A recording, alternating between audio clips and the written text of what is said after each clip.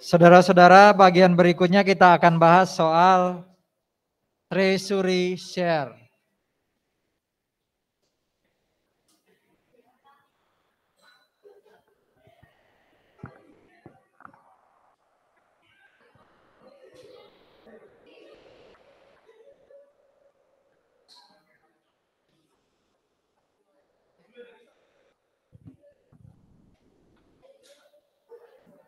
Treasury share itu adalah share capital yang dibeli lagi sama perusahaan. Perusahaan ini maksudnya emiten ya. Tadi kan PT ABC butuh dana. Selain dia bisa terbitkan obligasi, dia terbitkan saham. Dibeli sama investor. Ketika investor beli, dia catat share capital berdasarkan par value. Dia catat share premium, market kurangi par value. Tapi ketika satu saat saham yang investor ditarik sama PT, dibeli sama PT, itulah yang namanya treasury share. Nah pertanyaannya, kenapa saham yang ada di pasar itu dibeli lagi sama PT? Saya menduga salah satunya adalah dia kelebihan uang. Iya kan? Dia butuh uang terbitkan saham. Kalau sekarang kemudian dia beli lagi, berarti kan sebenarnya dana dia sedang banyak. Nah ini alasan-alasan detailnya ya. Satu, saya ya menghemat pajak yang saya bayarkan kepada shareholders ya, karena saya terlalu banyak membayar cash, bisa jadi saya bayar pajak. Nah ini saya kurangi ya. Saya kurangi hal-hal terkait pajak hanya karena saya membagi sesuatu kepada investor, kepada pemilik. Bagi dividen ada pajak. Kalau saya kurangin investor, kan dividen yang saya bagi juga sedikit. Taxnya lebih efisien. Contoh, ya. Dua, EPS itu hitungnya gimana sih? Namanya aja earning per share. Berarti total earning dibagi jumlah share. Earning ini apa? Yang disebut earning? Net income. Share ini maksudnya apa? Yang tadi itu loh outstanding ya kan? Anggap aja ini setiap tahun 100. Tahun ini 10. Berarti EPS-nya 10. Gimana caranya supaya EPS saya naik? Dengan asumsi ini nggak bisa berubah 100 terus. Ini kan turunin ya. Dengan cara apa? Saya beli dari pasar biar EPS naik. Gitu ya. Itu alasan berikutnya. Maksudnya apa nomor 3?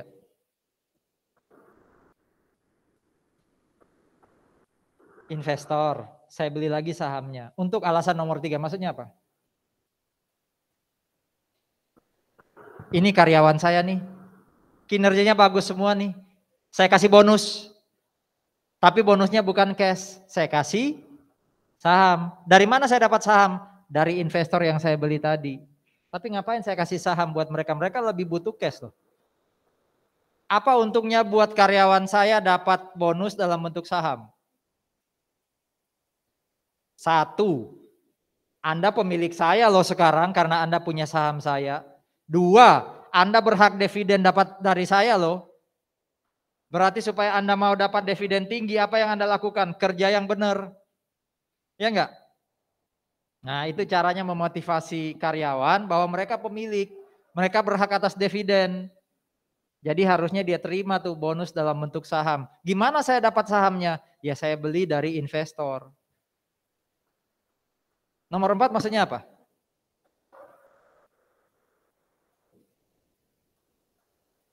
Kadang ada ya klub sepak bola yang sudah TBK, yang sudah di Bursa Efek, itu dengar, oh kita mau dibeli sama Mas Elon, ya Elon Musk. Tapi dia nggak suka sama Elon Musk. Ya, klubnya nggak suka.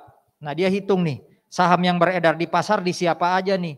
Oh salah satu pemegang saham kita itu Michael. Michael ini orangnya nerimo, pokoknya dibujuk apapun pasti sahamnya dia jual. Langsung saya bilang, Michael, sahammu tak beli ya. Daripada nanti Elon Musk beli dari kamu. Lah dia jadi pemilik saya nggak rela Elon Musk memiliki saya. Nah, itu alasan lain. Jadi saya beli saham dari investor dalam rangka mencegah saya dimiliki orang lain yang ya di sini disebut apa ya, take over attempts dari pemegang saham, ya.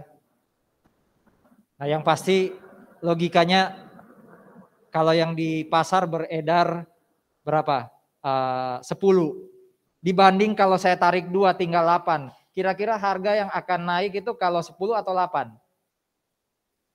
Hukum ekonomi yang sederhana bilang apa? Kalau yang tersedia di pasar makin sedikit, biasanya harganya akan naik. Nah, itu ya. Anda kan jago ya, mikro makro ya. Nah, inilah alasan kenapa ada treasury share. Sekarang kita lihat bagaimana membuat jurnalnya. Bagaimana membuat jurnalnya. Saudara-saudara, kata-katanya kan membeli lagi saham. Berarti akun yang paling gampang dianalisis di sini yang muncul apa? Cash. Di mana dia cashnya? Kredit pasti. Sekarang tinggal kita cari debitnya apa. Itu yang mau kita lihat. Ada 2 metode. Metode pertama yang paling sering digunakan, termasuk yang akan kita bahas nanti ini. Metode kedua ini sulit. Tapi juga digunakan kadang-kadang. Tapi kita akan bahas yang atas. Ini nggak akan dibahas. Ada tapi di appendix lampiran ya, itu nggak akan dibahas ya. Jadi kita pakai yang cost method aja. Cost method artinya gini, berapa sih harga saham di pasar ketika saya beli lagi? Itu cost saya berarti. Saya ini perusahaan ya, emiten ya. Ini yang dipakai. Bukan par value-nya saham, tapi cost waktu saya beli saham dari pasar ya. Ingat satu ini, treasury share mengurangi equity. Equity saldo normalnya di mana? Kredit. Kalau ada treasury share berarti yang akan didebit adalah akun equity. Equity-nya didebit. Ya. Akunnya namanya ini. Jadi treasury share itu saldo normalnya di debit karena dia mengurangi equity. Oke? Berarti treasury share tuh cash. Sesimpel itu, tapi nanti ada kembangan-kembangannya ya. Oke.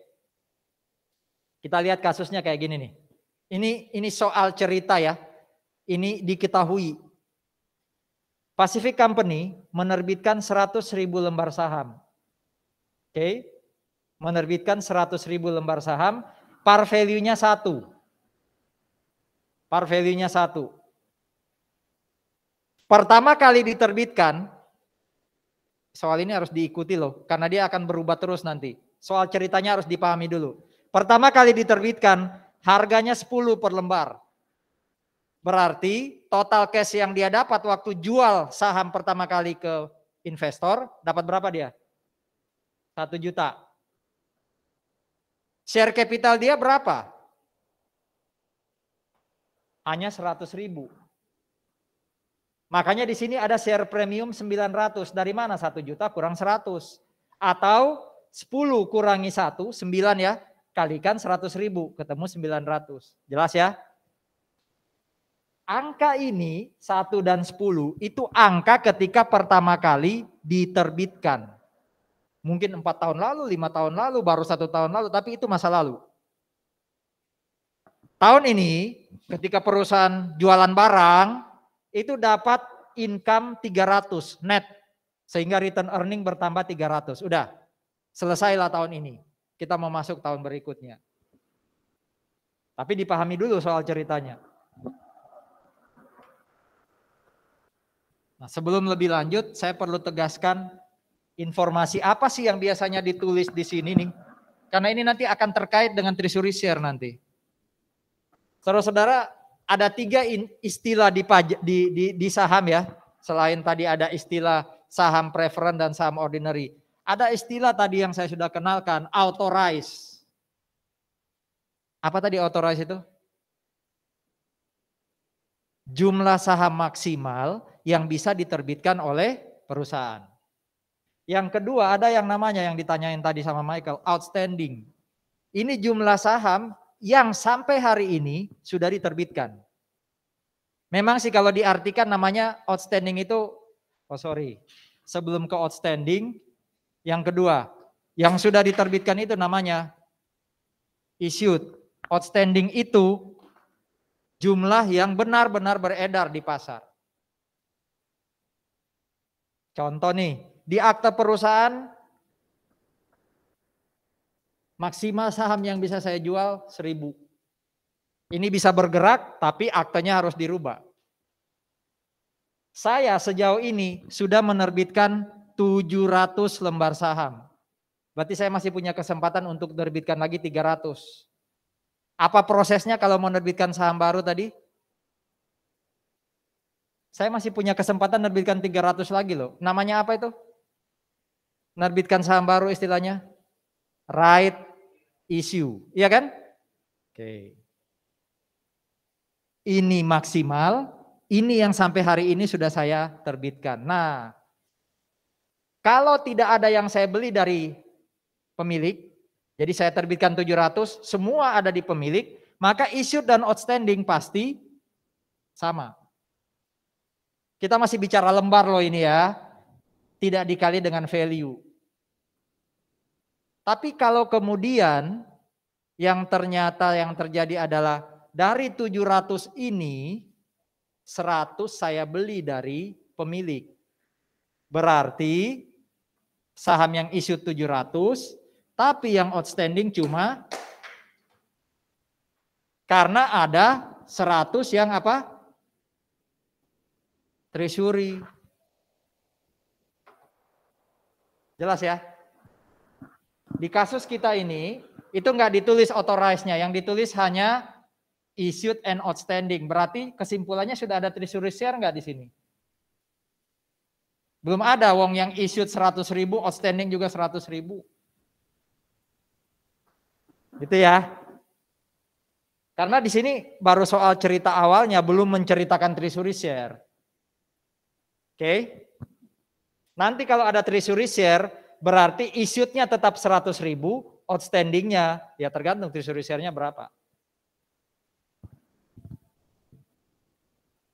Nah, yang jadi masalah lain adalah gini. Tadi mau ngitung share capital itu berdasarkan apa? Par. Pertanyaan saya, kalau ini sih gampang. Sama-sama issue dan outstanding-nya 100.000. Bagaimana kalau issued-nya 100, outstanding-nya anggap aja 10.000. Berapa share capital? Oh ya, ini levelnya jadi gini, nggak mungkin issued itu lebih dari 1.000. Oke, outstanding nggak mungkin lebih dari issued. Ya, minimal sama.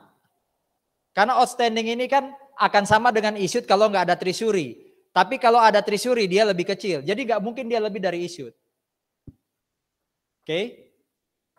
Nah, di sini anggap aja authorized nggak penting. Hanya ada issued dan outstanding. Pertanyaan saya sekarang, 100.000 ini par value kali issued atau outstanding?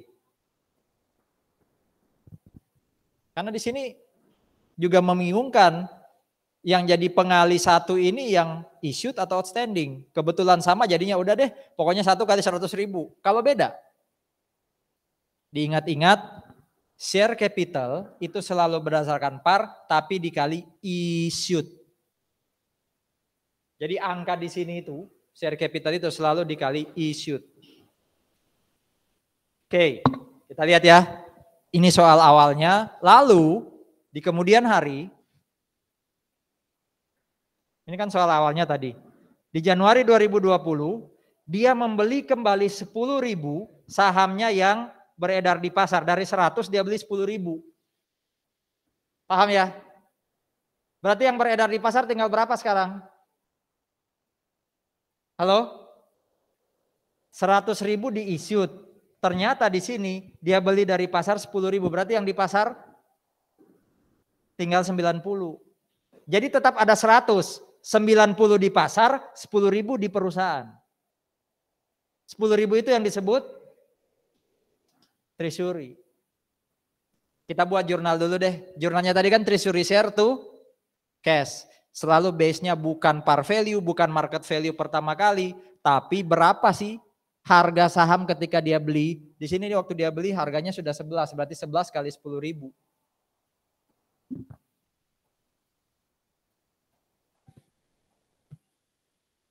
Gitu ya. Waktu beli sederhana, ya udah berapa sih harganya waktu dia beli di pasar? Bukan 10, bukan 1, tapi 11. Ya udah. Ini dulu.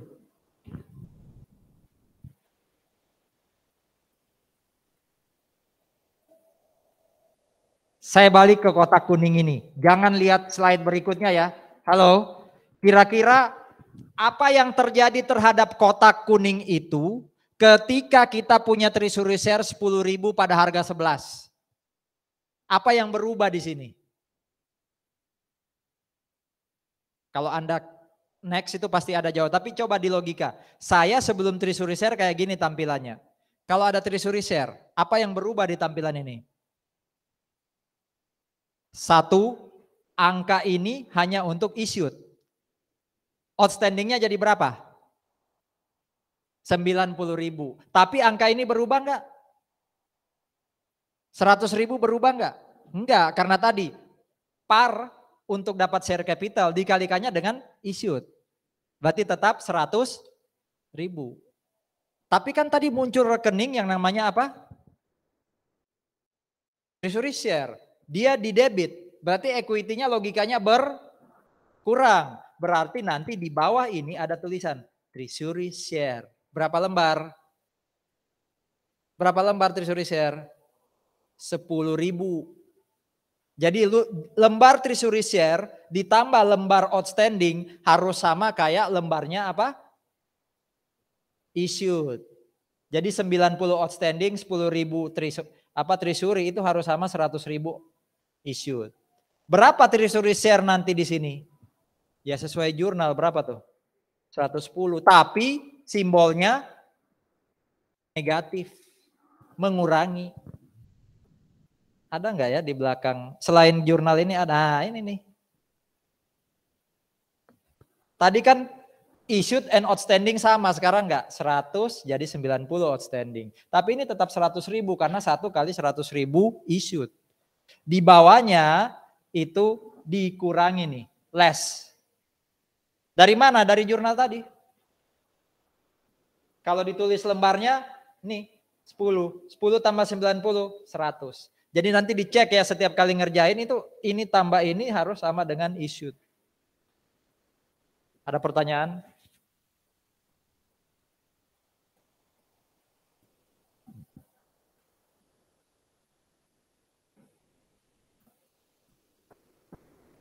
Oh ini kok orangnya nggak konsisten ya, diterbitkan, dapat duit, terus dia beli. Ini apa yang dia lakukan? Dijual lagi. Ya, bisa jadi transaksi ada kayak gitu ya. Nah sekarang kita mau lihat apa yang terjadi kalau treasury share ini dijual ya. Pasti yang dikredit apa? Pasti yang dikredit apa? Treasury share. Debitnya apa? Cash. Masalahnya bagaimana kalau ada selisih dengan 11 tadi? Kan yang waktu kita beli 11. Itu yang mau kita lihat. Intinya pokoknya ya, aset dan equity naik. Buktinya apa? Saya ulang, jurnalnya apa? Cash to treasury shares. Cash di debit, aset naik. Treasury share saya kredit kan nambah equity kan? Dua-duanya naik. Kita lihat sekarang. Bagaimana kalau dijual di atas 11 atau di bawah 11? 11 itu apa tadi? Cost dari treasury waktu kita beli. Oke. Dia kan tadi belinya harganya 11, 10.000. 1.000-nya dia jual lagi ke pasar harganya 15. Paling gampang logikanya berarti dapat cash berapa kita? 15 kali treasury shares yang saya kredit selalu berdasarkan 11 ini apa tadi? Cost, makanya cost method. Kalau ada selisih, nah ini share premium, tapi bukan ordinary, bukan preference. Share premiumnya apa? Treasury. Berapa aset naik? 15.000. Berapa equity naik? 15.000.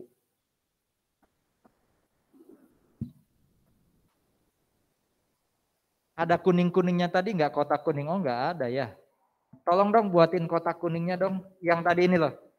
Kan kita tadi sempat ya bahas yang ini ya. Nah ini gimana nanti penyajiannya ya? Setelah ada 1000 dijual lagi harganya 15.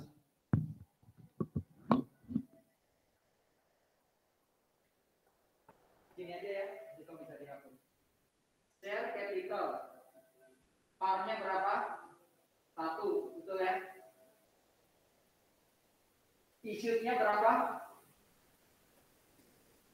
100.000. Outstanding-nya berapa sekarang? Tadi kan dibeli 10, outstanding 90. Ini dijual lagi 1000. Berarti outstanding berapa? 91.000. Berapa total di sini? Tetap 100. Karena 1 tidak dikali outstanding, tapi dikali isi.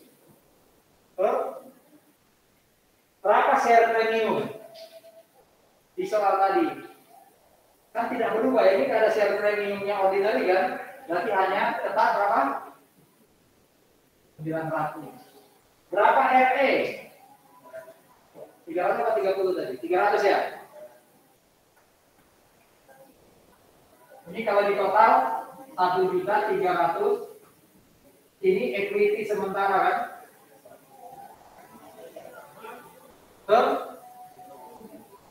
Dikurangi treasury shares. Tinggal berapa lembar treasury shares? Tinggal berapa lembar treasury shares sekarang? Tadi 10.000. Sekarang dijual lagi 1.000. Berarti tinggal, ingat, total treasury shares dan outstanding harus sama kayak issued. Betul? Berapa 9.000 dikalikan dengan 11.000? 9 kali 11 berapa? 99. Buktinya apa? Coba lihat. Buktinya, kok bisa 99? Tadi treasury shares waktu kita beli, mana? Treasury shares waktu kita beli berapa? 110 di debit, betul? Sekarang kita jual, kita kredit dia 11. 110 kurang 11 jadi berapa? 99, betul ya? Apalagi yang harus kita tambah di kolom equity ini? Betul? Share premium treasury. Lambangnya negatif atau plus? Plus karena dikredit. Berapa? 4.000. Tolong dong dihitung. 1.300.000 kurangi 99.000 ya, tambah 4.000. Itulah total equity kita. Ini berarti dikurangi 95. 1.300.000 kurangi 95 berapa? 1.295 ya? Atau 1.205?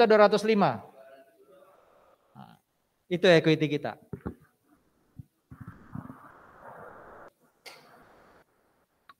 Berapa tadi equity kita sebelum kita jual lagi? 1190, betul? Coba teorinya ini. Aset dan equity akan meningkat. Saya ulang. Berapa equity kita sebelum kita beli? Kita jual 1190. Sekarang berapa? Naik nggak? Naik. Terbukti teorinya ya.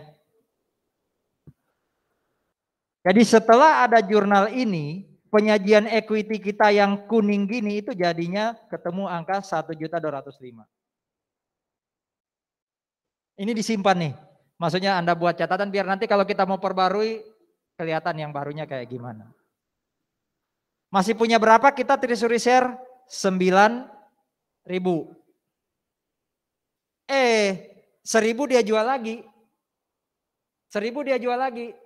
Tapi sekarang harganya di bawah 11. Berapa nih? Berarti cashnya berapa? 8.000. Treasury share-nya 11.000. Karena selalu berdasarkan apa? Cost. Oke. Apa ngaruhnya ke penyajian equity kita? Oke. Ini jadi berapa outstandingnya? 92? Betul? Ini tinggal berapa? 8. Berarti 8 dikalikan dengan 11 ini jadi 88. Ini 4.000 berkurang 3.000 berarti ini tinggal 1.000. Jadi berapa equity kita? 1.300.000 kurangi 88 ditambah 1.000. Berarti 1.300.000 kurangi 87. 1.300.000 kurangi 87 berapa? 1.217. 213. Sebelumnya berapa? 1205 ya? Naik nggak equity karena dijual? Naik.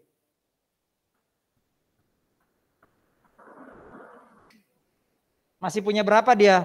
8.000. Ikuti aja terus ya. Dijual lagi saudara-saudara 1.000-nya pada harga 8 lagi. Ya. Nah, sekarang kita lihat ya. Sekarang kita lihat. Saldo share premium treasury tinggal 1.000. Perhatikan itu ya. Nah, jurnalnya kan paling gampang adalah cash di debit 8 kali 1.000 berapa? 8.000. Treasury share di kredit berapa? 11.000, betul? Harusnya mirip kayak tadi, share premium treasury kita debit. Tapi nggak boleh kita mendebit melebihi saldo. Saldo dia berapa? Ini loh, tinggal 1.000. Berarti di sini hanya boleh 1.000. Berarti masih ada 2.000 ini apa? Ingat-ingat. Kalau ternyata penjualan di bawah cost mengakibatkan kita rugi melebihi share premium, maka yang didebit adalah return earning. Kayak yang ada di slide Anda ya. Saya nggak perlu tampilkan, saya tulis di sini karena nanti campur aduk. Itu kan ada return earning ya, 2.000. Ayo buatin lagi dong tampilan ini dong, agak ke atas ya. Share capital, parnya 1, issued 100.000, outstanding sekarang jadi berapa? 93, betul?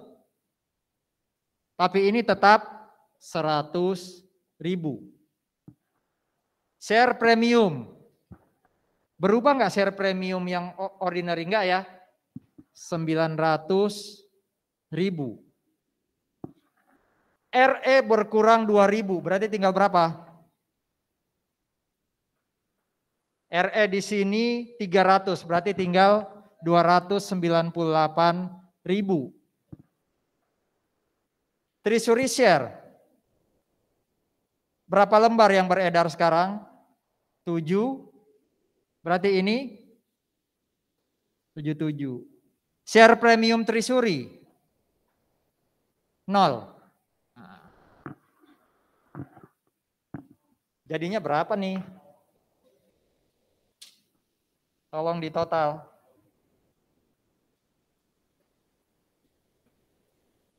Ini share premium treasury kan 0. Ini jadi berapa? 1.298 kurang 77.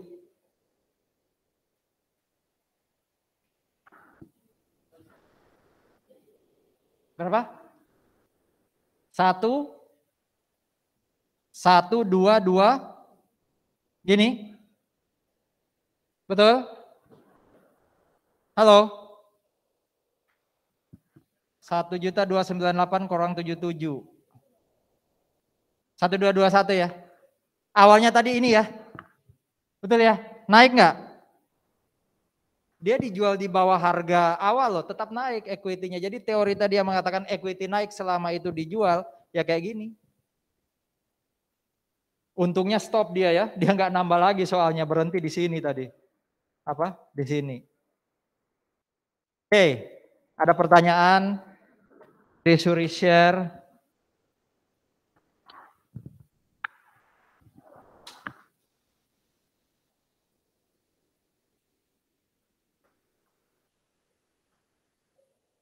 Saya hapus ya. Sudah difoto? Oke. Perlu ada saya?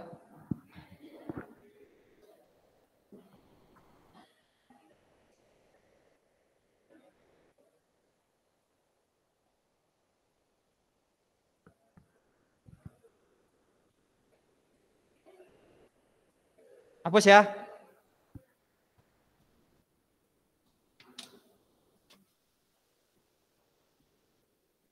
Berapa lembar treasury kita? 7.000 lembar. Sekarang bagaimana kalau 7.000 lembar ini di retiring itu apa? Bukan dijual ulang loh. Berarti apa? Gampangannya ya, retiring itu artinya nggak issued lagi, nggak outstanding lagi. Jadi 7.000 itu kalau ekstrimnya disobek-sobek atau dibakar udah nggak ada di kita, nggak ada di pasar. Jadi 7.000 lembar habis. Berarti issued dan outstanding sekarang jadi sama. Berapa? Bukan lagi 100 dan 93, tapi sama-sama 93. Tadi kan issued 100, 93 outstanding, 7.000 treasury. Kalau retiring, anggap aja 7.000-nya di retiring itu artinya 7.000-nya dihapus. Hilang dia benar-benar. Berarti issued-nya sekarang bukan lagi 100 tapi 100 kurang 7 jadi 93. Outstanding-nya ya 93. Itu yang disebut retiring treasury share.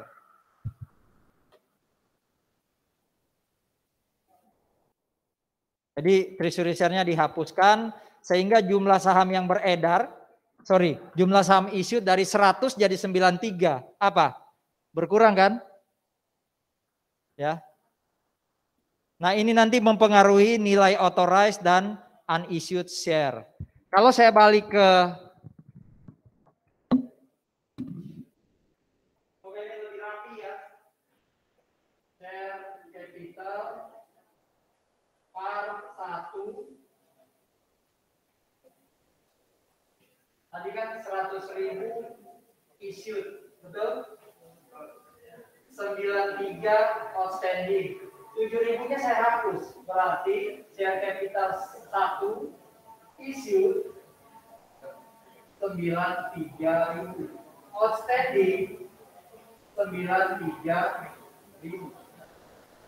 Berapa share capital? 93.000. Share premium. Share premium. Tadi kita hitung share premium gimana sih? Tadi kan dapatnya 900 ya. Tuh. Masih ingat nggak? Dapat dari mana 900 tadi? Waktu pertama kali kita jual, kan ada 100.000 lembar. Per lembarnya itu berapa? 9. Betul nggak? Berarti kalau ada 7.000 dihapus, ada 7.000 yang dihapus, ya. Share premium per lembarnya 9, berarti 7.000 dikali 9 itu 63.000. Berarti kalau awalnya 900 berkurang 63, share premiumnya tinggal berapa sekarang? 837, betul nggak?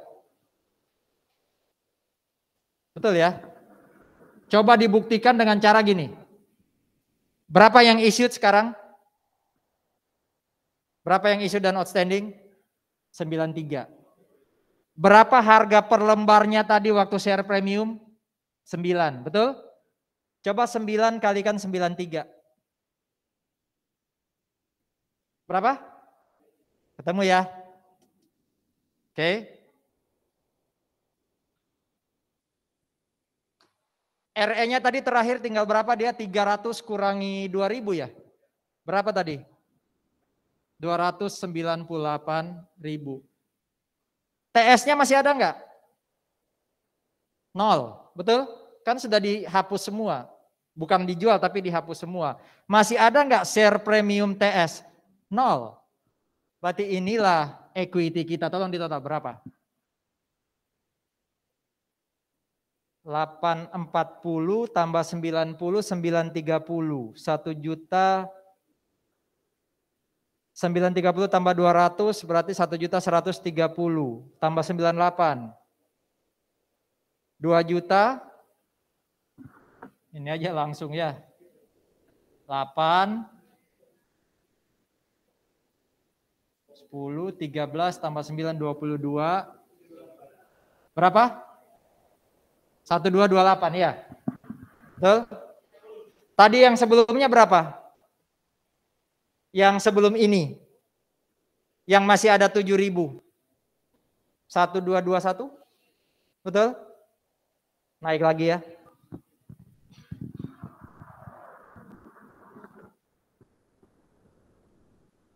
Pertanyaannya sekarang gini. Ini saya rubah caranya. Biasanya kan kita jurnal dulu baru ketemu sana. Betul? Sekarang jurnalnya gimana? Kalau 7.000 treasury share itu dihapus. Jurnalnya gimana?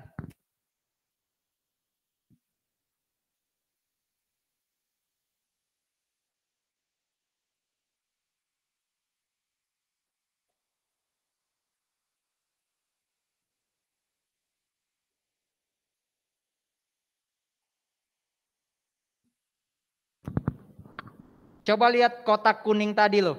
Yang saya tulis di papan yang sudah saya hapus. Berapa treasury share tadi yang 7.000 lembar pada harga 11? Tuh. Ada cash yang kita dapat nggak waktu retiring treasury share? Nggak ada. Mau di debit atau kredit nggak ada. Saham biasa saya kan saya hapus ya. Saya musnahkan ya. Berarti kalau saham biasa itu yang ordinary saya hapus, harusnya dia di debit kan? Betul? Harusnya dia di debit. Berapa? Share capital ordinary yang kemudian di debit. 7.000 kali 1. Par value-nya kan 1. 7.000 lembar kan dihapus ya. Makanya tadi 100.000 kurangi 7.000 tinggal berapa tuh? Tinggal berapa ini? Betul ya? Dia di debit berarti kan berkurang tinggal 93. Ya. Apalagi yang akan di debit atau di kredit? Treasury share, share capital ordinary. Apa akibatnya ke angka yang sana ya? Ketika ini kemudian dihapus. Ini nggak dapat cash nih. Treasury share-nya dihapus. Oh, sorry. Treasury share itu kan ada di debit ya. Ketika dia dihapus harusnya taruh di,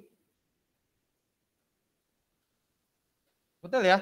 Dia kan saldo normalnya ada di debit, berarti dia harusnya di kredit. 77.000. Apa yang dihapus? Tadi share premium awalnya berapa share premium? Share premium sebelum adanya return of treasury share. 900. Sekarang tinggal 837, berkurang berapa itu? 6.000? 63. Ini share premium berkurang 63. Ya. Apalagi yang kira-kira harus kita hapus? Number of share. Authorized and unissued. Ini kan masih 70. Apa 7.000-nya? Kira-kira berarti ini akan ngaruh nanti ke angka ini ya. Ini kan 77, berarti kita masih butuh 7.000 di sini nih. Kira-kira ngambil dari mana? Jadi ini kan tadi masih rekening sebelum ada transaksi ini kan. RE 298 ini kan tadi 300 kurangi 2000 yang ini kan. Betul? Itu saya tulis 298. Nah, sekarang masalahnya ketika mau bikin jurnal penghapusan ini masih ada selisih 7000 nih di debit. Apa yang mau kita ambil? Mirip kayak ini nih, yang kita ambil apa? RE. Berarti di sini RE berkurang 7000. Berarti ini harusnya tinggal 291 ya. Kalau gitu ini jadi berapa?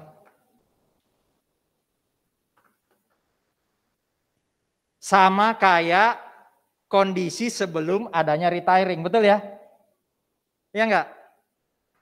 Sebelum retiring kan 1221. Ketika di retiring tetap 1221.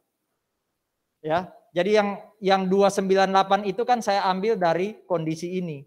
Ternyata di sini butuh nih untuk di debit 7 kan enggak mungkin loss. Yang diambil ya sama kayak ini, yang diambil RE berarti 291. Ya. Itulah jurnal, di sini enggak dilihatin sih. Makanya saya tulisin di sini. Kalau treasury shares-nya dihapus.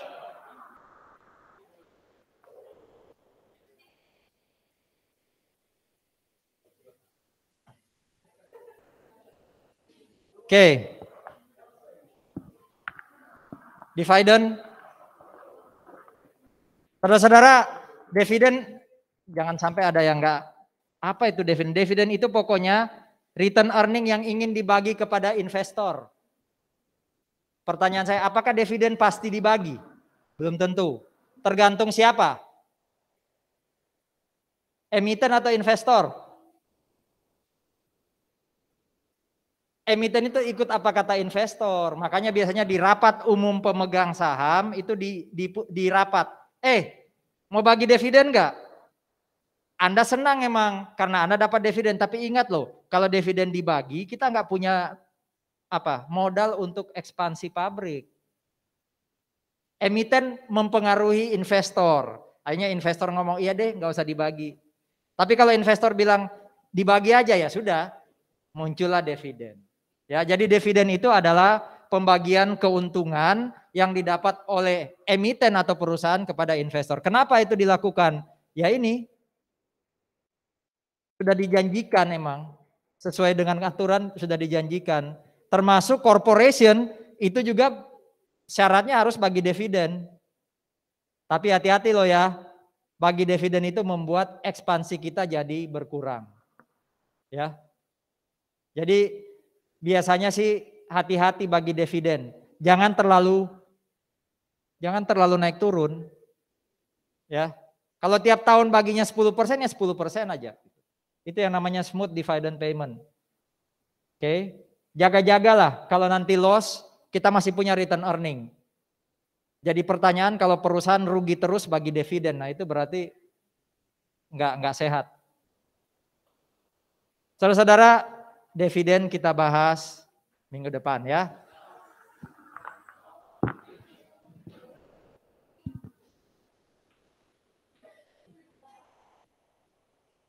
Yang di rumah cepat sembuh ya, supaya minggu depan masuk.